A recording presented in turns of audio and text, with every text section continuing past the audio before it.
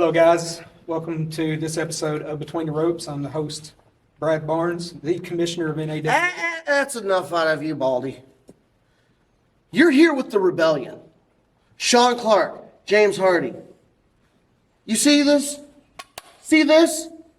True champions, rightful champions, honorable champions. Something that NAWA Classic has needed. And now we're here. And you see? Are you the proof done? is in the pudding. Are you done?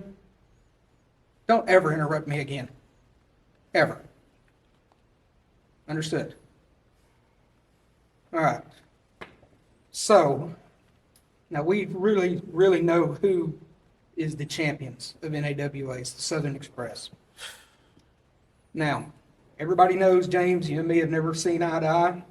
We've never, I don't know, we've just never clicked. But for right now, for the purposes of this interview, so we can talk to the fans, I'm willing to just have that water under the bridge.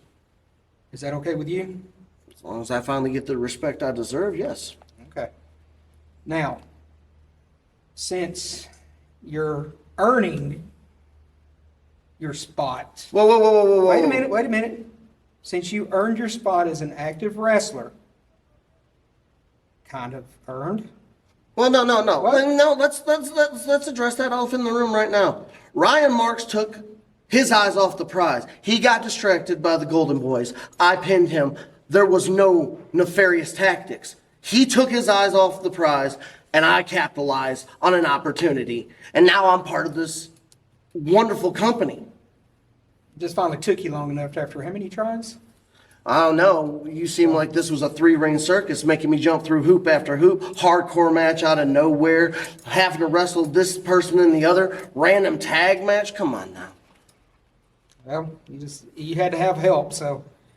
Okay. But anyway, it looks like you brought in a partner, and you guys immediately went after the Southern Express. Was that the plan the entire time, or were you just wanting to be a singles wrestler? Of course that was the plan. Was the plan all along.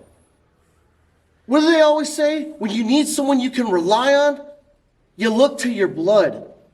This is the first man to ever acknowledge my existence when I moved down here back in 2011. I'd say I'd hate it for your mom and daddy if he was the only one that knew about I'm talking about down here in this cesspool you call the South. Okay, sorry. My apologies. This man has been my brother since 2011. Now, our roads have gone in separate directions at times, but it just seems like the same thing keeps happening. The more we veer off, the more our roads reconnect. And when it does, well, proof is in the pudding. All right, I want to bring Mr. Clark in on this conversation just a little bit. So, how did you guys get together to form a team? How can you put up with him? Not that it's any of your business or anybody else's business, but why wouldn't he choose to have the strongman, your Rome strongman, as his partner? I've proved time and time again, and you've known me for the last 18 years, and I've always been a champion every door I've put my foot through. And this is no exception, as you can see. I took the biggest man on the roster, and I made sure I went after him directly to show everyone here at NAWA Classic, that I am who I say I am. And I'd appreciate if you take that tone out of your voice when you speak to me next time. You understand? Okay. Just hold off. Just chill out. Sorry. Now, I've been told y'all call yourselves the Rebellion. Why exactly did y'all choose that name? Why not? We are a rebellion. Do we look like your standard that you want around here? We should be, but you're going to sit here and say that we're not. We're champions. I mean, look at it. We're champions. I showed up day one. First night we tagged. Look what we've done. Look what we've done. I mean, could you want anything else for this company than us? But the reason why we're called the Rebellion, because we're tired of the monikers, the catchphrases, The cutesy little, oh, this is marketable. I don't care about that. I care about making a difference. We're tired of the ugly shirts that you're sitting here wearing. I'm not We don't walking need around with that. stolen valor. So Whoa, whoa, whoa, whoa. Stolen. Stolen nothing. valor. We won these fair and square. You saw whose hands was raised the last time we were in the ring with Southern Express. We were. Waylon Rhodes wanted to use the belt. He thought, I'm going to use the championship title and knock him out. That's dirty. How could you call them honorable champions? We would never stoop to something so low as to use titles or chairs or anything against anybody else. Foreign We objects. hold ourselves to a higher standard than that, Brad. We are professional wrestlers. We are not sports entertainers or anything of the sort. We don't need catchphrases. We don't need monikers. We let our actions speak in the ring. And as you can see, actions speak louder. Now, let's talk about the Southern Express a little bit. They've been tagging for almost 20 years. I mean, I know y'all just, to me, it seems like y'all just now got together. I don't know the past yet, but I will dig into that just a little bit. Waylon's the heaviest guy on our roster. Yeah.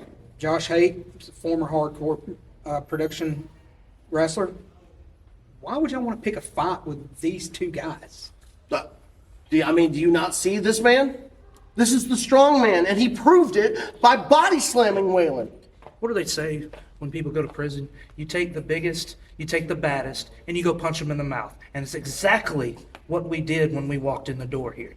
And you want to talk about hardcore production and Josh Haight ran and them how out of- much of a tough SOB he is, I right? ran them out of Trine years ago. I mean, I get that, but my point is do you not know what my last name is, sir? I can think of a Hardy, few things. Hardy. No fake name, no nothing. That is my blood birth given name. And I am a Hardy through and through. You can't kill me. You can be hardcore, but you can't beat someone who has been through everything. Hardcore matches, death matches, growing up on the streets of Detroit. There ain't nothing that's gonna put this Hardy down. Okay. Whatever you say. I think a lot of things that could put you down, especially a few of those guys that you had to go up against.